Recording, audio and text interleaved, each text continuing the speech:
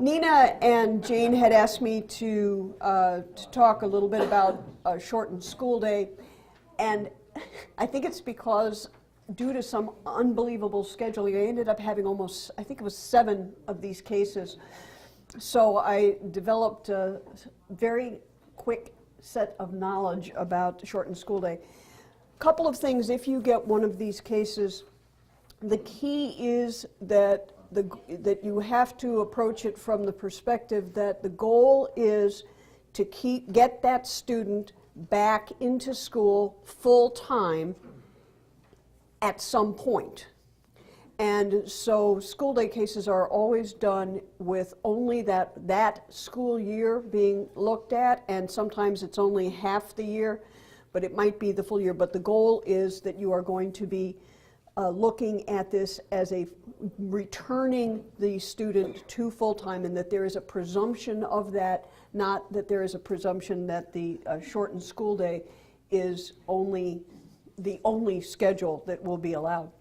Wait, you all have this in your... Yes, there is I have a handout that I prepared for you. So I just want to briefly touch on the topics that have consistently come up. Now there certainly could be topics that I have not covered here that come up, but these are topics that have come up repeatedly in the cases that I've had. The first is the actual schedule, what that is going to look like, including a very clear and open discussion about when the schedule is going to return to normal. And so it is very important to make sure that you have both a start date and an end date for when this abbreviated schedule is going to be taking place. Transportation becomes an issue, especially if the student has been using the district's provided transportation. There now is a point whether either the child is not going to be taking it in the morning because the child's coming in the afternoon, or the child is now leaving at some point midday and would not be taking transportation back. So the discussion of how that transportation is going to take place becomes really important, especially because most districts will not be providing middle of the day transportation. So parents need to be aware of that and work out how that's going to happen. For FAPE, one of the major concerns for districts is a recognition that this is a request that's being made by the parents, and that at their request this schedule is being abbreviated. And every district that I've been in a mediation with for shortened school day has made a request of the family to sign off on a release that says that the parents understand that this request is being made for their accommodation, and that by doing so that the parents are not going to come back at some other point in the future and try and sue the district for not providing FAPE. This comes out of a real case that happened where parents had a shortened school day, turned around, sued the district for, well, you should have known that my child needed more and you let me do this and it's your fault. So when parents understand that the school has an obligation to provide FAPE, it is also important that they understand that if they're making a major change to that normal schedule, that they have to sign off that release. And this has come up in every case that I've had. What are the goals of the shortened school day? Why are they doing this? And to help clarify those conversations becomes very useful so that it is crystal clear, not only to the district but also to the family, what are the goals of the family in wanting to do this, what are the goals of the district in allowing the family to do this, and how does that relate to the goals that have been set for the student.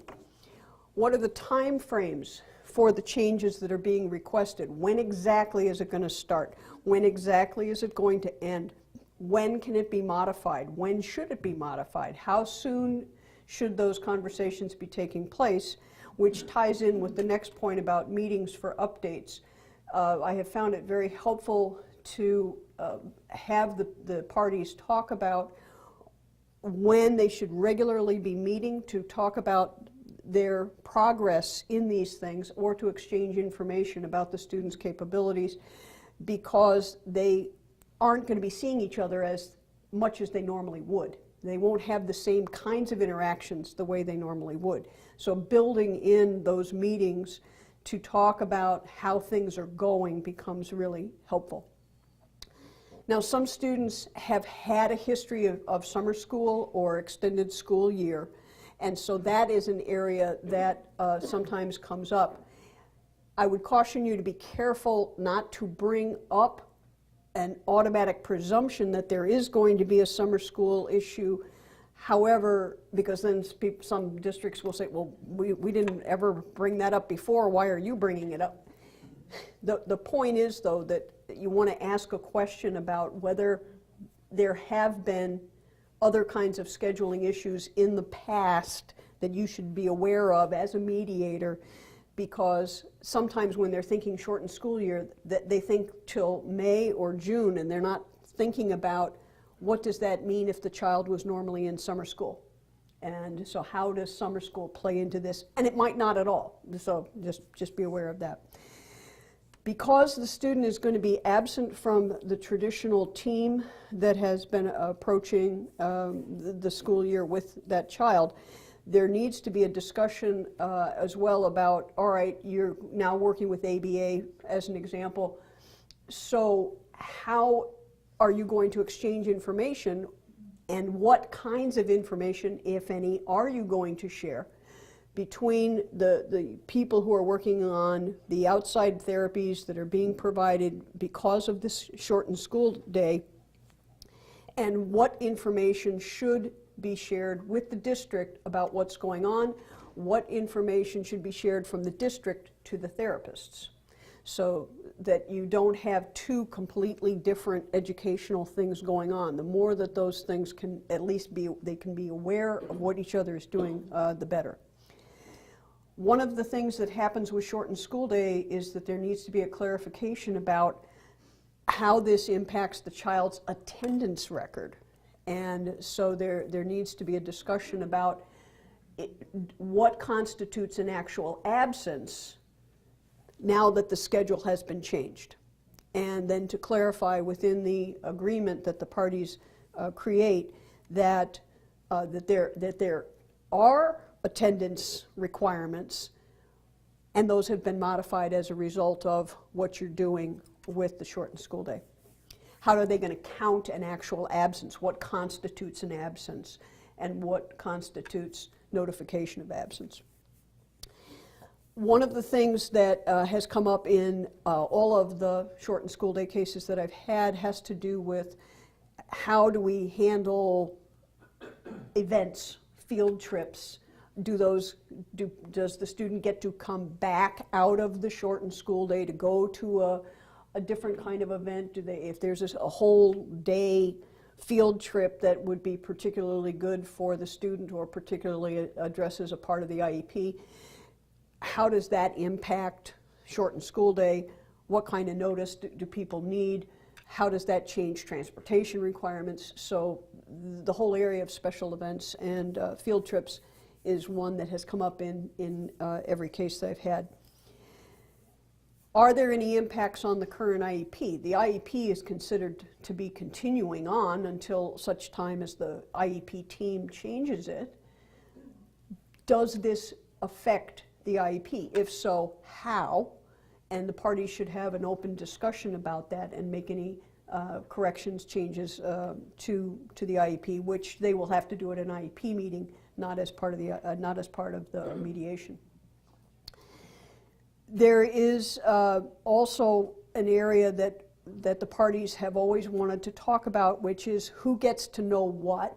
And so there has been a lot of discussion and negotiation about who will share what information with whom at what time about what and for how long. So there's it gets into discussions about, particularly about sharing information from the therapy group or the outside school providers for that time that normally would be in school, to making sure that there is a continuity of knowledge and that they are really working jointly towards implementing aspects of the IEP so that that child can get the best possible education from both parts of this equation. Again, there is an assumption that this is a short period of time, that this is this school year only, and maybe not even the whole school year. It might only be for, you know, X period of time. Maybe they don't need the whole school year. Maybe they only need a couple of months. So, but the presumption is that when the actual school year is over, so is this plan, and that there is not an automatic renewal of this, that would have to be renegotiated with a whole new set of details. I've also had some situations where there has been discussion about who is paying for what. And so while certainly some of these programs are provided through Medicare or through another private insurance or whatever, it is helpful to make that crystal clear so that there aren't any, well, I thought you were going to cover this, or, well, we didn't say we were going to pay for that. You know, so just to get it out on the table and to have those discussions. And there's also a very helpful discussion to be had about making it clear what parts of the IEP are not going to be done because of the schedule change. And what most districts have done, from what I have seen, and of course that's not the universe of these things, but from what I have observed, what the districts have tried to do is to move priority educational services into the time that the student is going to be in school, and then not provide some of the perhaps social interactions or things like that that would be provided elsewhere. But they make it very clear, if you're only going to be here X number of hours a day, the IEP is set up for this, you're only going to be here for this, so there are going to be some things that are not going to be done, and to have the discussion about what those things are so that, again, so that there's no surprises and the parents are clear about that. Now certainly because Renee is here, Patty's here, and they also have been in these kinds of cases, if there's any major topic that I've missed, I certainly would welcome hearing those, but these have been the topics that have come up repeatedly in the multiple cases that I've had on this. Joni? The assumption that the next year is going to be full-time Yes. is great, and, you know, but in the summertime, things just really change. Have you had the conversations with them? Are you going to call me back, or are you going to try to do, you know, can you try to do this yourself, you know, between the school district, or is it going to be another brand new mediation? We've, in pretty much all of the agreements that the parties have reached with me being the mediator, they've put in that if they wanted to have an extension, or if they want to do this for a different time period, that they would contact WSC, EMS, and restart. And now they can always request, you know, the same mediator, but they don't have to. But they would need to go through the system again, is what I've recommended to them. Okay. So if they need that. If they need it, yeah, then they may not. Because again, the presumption is we're doing this for this short period of time, and that this isn't going to be a forever thing. So, this is a great checklist, by the way. Thank you. How much of this do you have running in the background as you're going through this, and how much do you share as a part of your mediation process? Oh, I've shared all of it. Okay, all right. I've shared all of it. And again, there was one district that was a little annoyed that I brought up summer school because they hadn't planned on talking about summer school. And I think it was more just how I brought it up. I think if I had brought it up in a different way, they might not have had the same kind of annoyed look. But I make it very clear to them in talking about this, because I know that it's going to, and I do this as part of the pre-meeting phone conversations with the parties individually. I tell them I have been in these cases before, and there's a whole range of things that we're going to need to talk about. I want to let them know about so they can be thinking about it before we get to the table, so that it's not being sprung on them and that they have to decide something right that second. I want them to have thought about it ahead of time. So I've pretty much shared this list with the parties. Yeah. So in any case, it was about coming back after a shortened school day. And the people at the table all assumed that we would bring the child back to the classes they liked. The lunch, the gym, the more fun classes. And the person we had on speakerphone, the person at the facility, the services that they were getting, and they said, oh no, bring the child back for the more structured classes. And I thought that was really helpful to know from somebody who deals with a lot of kids that get kicked out, that the better classes to come back to. So we had a discussion, but their discussion led to a different answer than the person who knew. yeah. And I really am glad you brought that up, because one of the things that I've seen is that when they're rearranging what classes the child will be receiving in the shortened time that they now have, is that there really is more of a push to math, reading, science, and okay, art, we can move that off, and so they've been very good about focusing on the tough educational things, the tough classes, yeah. Any comments from our attorneys?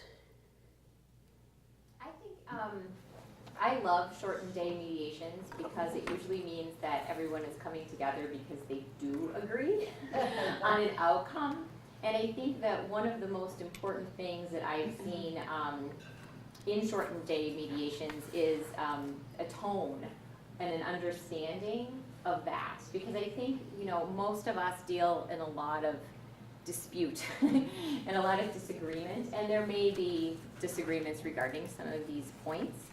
But I think that it's nice to come together in a situation where this is like service dogs. We're oftentimes using this as a way to think outside of the box, a way to make things happen that couldn't happen through the IEP process.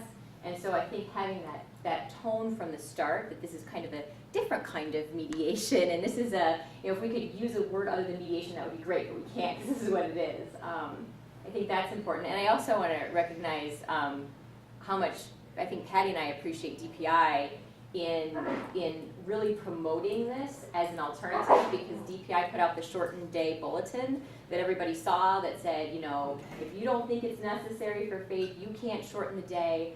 And then when we talked to DPI and said, what?